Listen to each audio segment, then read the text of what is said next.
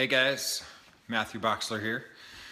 Tonight is day 3, part number 3 of what's required to have what you desire. These 5 elements of creation that I'll be presenting to you tonight and the next couple nights are originally from Dane Heer's Being You, Change the World book. One of the chapters in that book, he actually talks about how to create anything through these 5 elements. He's also got some YouTube videos, so definitely check out his page if something in this video works for you and you want to know more. So, whoa, my second head, how cool is that? Haha, much better. Okay. Anyway, God, those last minute auto corrections are awesome. What would it take? Let's start with that. When you make a demand of yourself, which is element number 1. What if element number 1 was always to be willing to ask, to be in this autocorrect energy where you're always willing to change it up at the last minute to actually create more for whatever it is you're asking for. So that was kind of a random one, but it obviously just pulled through in the video. So first thing, so the 5 elements of creation are this: demand, question, possibilities, choice, and contribution.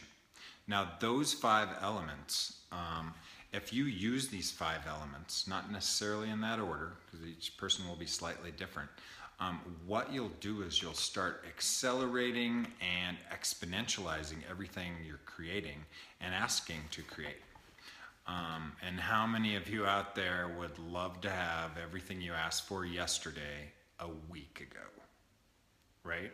That is called being a humanoid, or being a hyper creative personality that doesn't want to sit around and wait for everyone else who is like, oh, let's do this really slow and correctly. You know, if you're one of those people that's just like, let's go, let's go, let's go, let's go, you know, and you're doing 90 on the freeway and you're like, what would it take to do 900 miles an hour?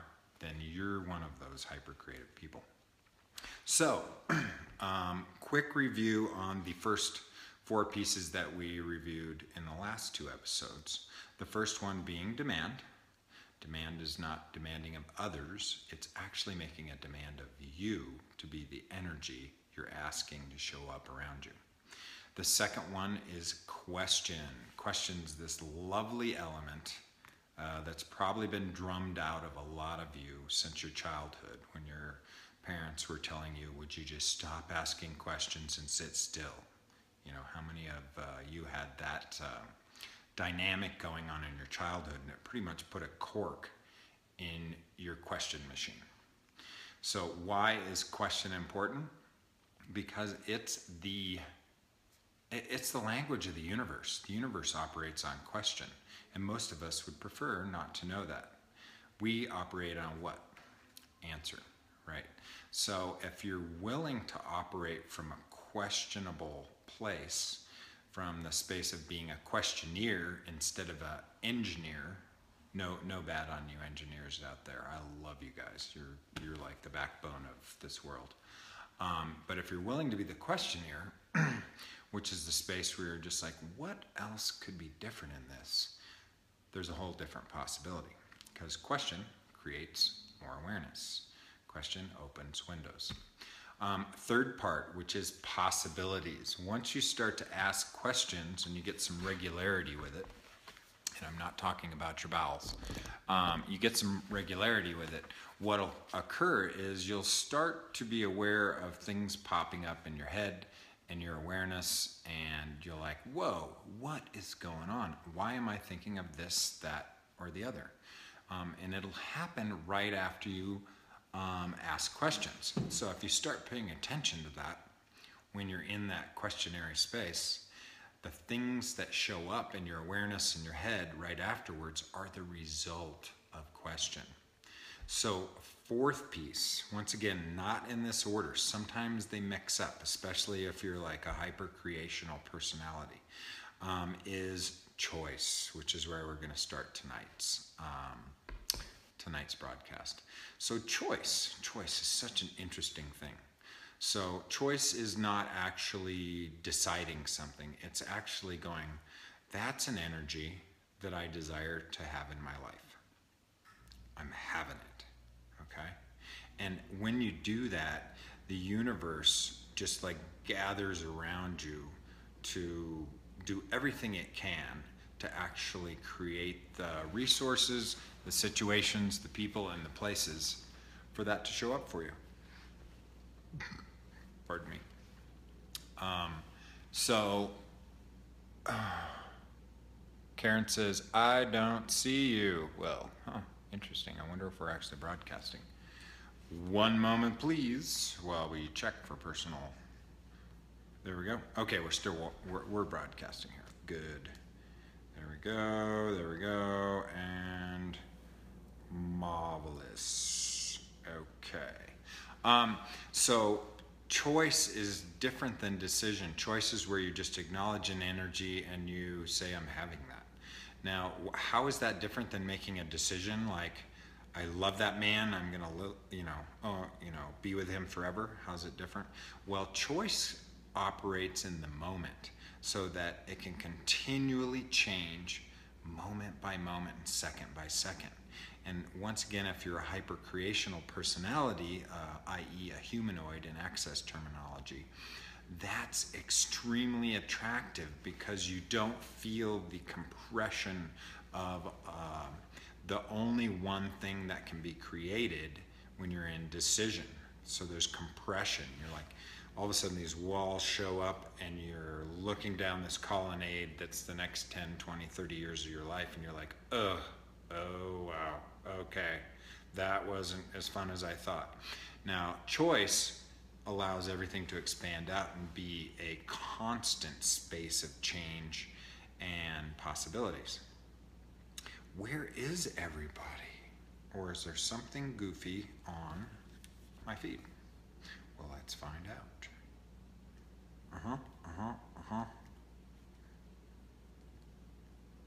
Looks like it's going. Okay. Well, how much better does it get than this is a question. And what else is possible is also a question. So that's what I'm asking right now. So a choice I can make now is like, oh, well, perhaps I'm just not going to worry about if anybody's on live. Saturday night, there's nothing really I would rather be doing anyway than actually being in front of a camera and broadcasting to the world so I can actually create more content for people to change their worlds. So that's a choice. And tomorrow it may show up that I'm like, oh, I never want to do a video again, sort of thing. That's choice. And then the next day would be like, wow, I can't believe I decided I didn't want to do a video again. I would love to do videos, a new whole set of videos. So that's the element of choice. So what happens when you choose? So choice creates new possibilities in your world. How cool is that to know? That would be a good thing to hide from you as a child, to make sure that you don't outcreate your parents or any of the people around you, right? So if choice creates new possibilities, how many of us are sitting around waiting for the right possibility to show up before we choose? This would be everything's the opposite of what it appears to be dynamic. So if that's the case and you find yourself always sitting around and waiting for something to show up, what I would suggest is go ahead and choose. Use the other three previous elements of creation: demand, question, possibilities, choice, and just choose, and new possibilities will literally actualize into your world. An example of this would be, let's say you're going to go on a trip, but you don't know what day you're going to leave. You don't know when you're going to go. You don't know where you're going to go, but you feel this drive. I really would enjoy going somewhere and having a little vacay for myself. So you get on a map, you look at 5 or 6 destinations, and you see Michigan. Great, I'm going there. Cool. Choose it. Jump on Google. Go to google.com/flights. Check out a flight. find something. Oh, that fits. Okay, boom, go. I'm going to buy the 24-hour refund thing because I might change my choice in an hour or two.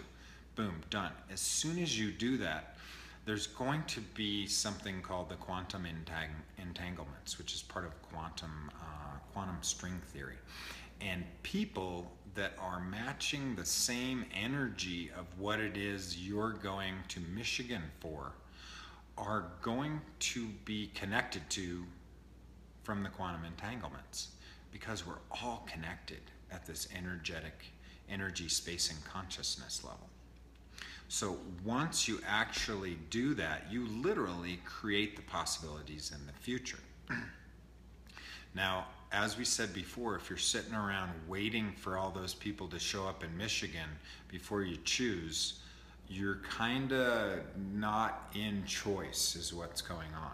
There's no choice going on. You're waiting for the choices of others to create the possibilities for you. You just have to see which way works for you best. Maybe that does work. Maybe sometimes you prefer to let other people lead and choose and you just follow. Or maybe, you're really interesting, you're really an interesting point of view and you'd like to go, oh, what would it be like if I just chose as myself? Acknowledge my desires, ask for what is required, and choose. So choice creates possibilities. So the fifth element, which we're just going to barely touch on tonight, is called contribution. Contribution is the energy when you actually allow whatever energy you have in your world to be invested in something outside of your world. Okay? Now you can also contribute to yourself, which we all do in our various ways. But when it comes to contributing to other people, there's this interesting dynamic for a lot of us where we always think there's strings attached. So if I had a roommate, great example. I had a roommate a long time ago, and they were letting me stay for free for 3 months at their house, okay? And originally I was like, that seemed interesting. It's kind of cool, but I kind of would like to pay them, because I felt like it was such a contribution to me to stay there. And I was like, I wanted to pay. So I said, oh, okay, well, can I just pay you? I'd feel better. And they were like, no, don't worry about it. And I was like, okay, cool. All right, I won't do it. And then as the months, moved along, I realized there was kind of a sticky energy going on. Like, wow, maybe their words weren't exactly what they meant. They just didn't know how to say it. So I said, hey, can I just give you $500 this month? Would that help out? And they're like, no. And I was like, okay. It's kind of sticky again. So eventually, I realized that they really desired to be paid for that, for me staying at their house, but they didn't have the tools or the know-how to get past the point where they could start receiving my financial contribution. Okay? Now, why is that? Because how many times has somebody said, of course I'd love to, of course I'll help you, of course I'll be there, and you feel all the little entanglements or tethers that are connected to that aren't spoken, right? So there's always this sense of an obligation in the back, and that creates us as not receiving. Like if somebody came up to you and said, hey, here's $500 just because I like you, what energy comes up for you? First you're like, yay, and then you're like, wait a minute, hello, what am I going to have to do for you in return that you're not saying? Okay, so everything, we're going to use a clearing statement around that one. That kind of stirred up some energy. Everything that doesn't allow you to be totally aware of what's going on in the background, so you can actually start asking for people who truly desire to contribute to you, can we destroy and uncreate all that? Good, bad, right or wrong, puck and pod, all died shorts, boys and beyonds. That's a clearing statement from accessconsciousness.com. No, I'm not tired. For some reason, my body just does that when energy starts to shift in people's worlds. And you can find more information around the clearing statement from Dr. Dane here, one of my favorite pals. This guy's got a tremendous caring for the world and explains the clearing statement at www.theclearingstatement.com.